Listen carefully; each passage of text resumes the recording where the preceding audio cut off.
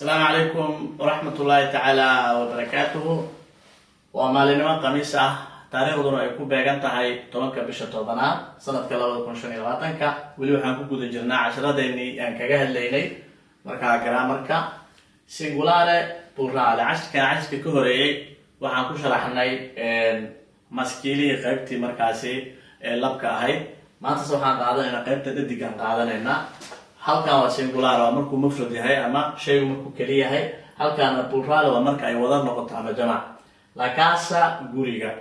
jamac waxa noqonaysaa la casa aadi waxay isu bedelaysaa ayadana markaan ka sharxi doonaa oo aan qaadan doonaa ayadoo faahfaahsan la studentessa awal aska ka horeeyay waxaan soo qaadanay lo studente markaas wuxuu ahaa hal arday oo markaasi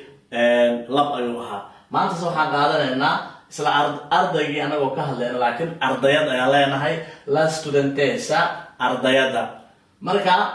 bedelkeedii marka halkaan xogaa kii hore isaga ekaanayaan oo jamci waxay noqonaysaa li studenti mar walba marka aadi waxay isu bedeshay ay isu bedeshay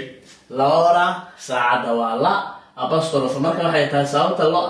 apostrophe loo saaray maxay tahay halkaan waxaa ku jira shibana shaqal ayaa ku jira sidaas daraadeeda marka ma noqon karta la ora si aan loo dhihin marka apostrophe la saaraya saasay marka waxay ku noqotay la ora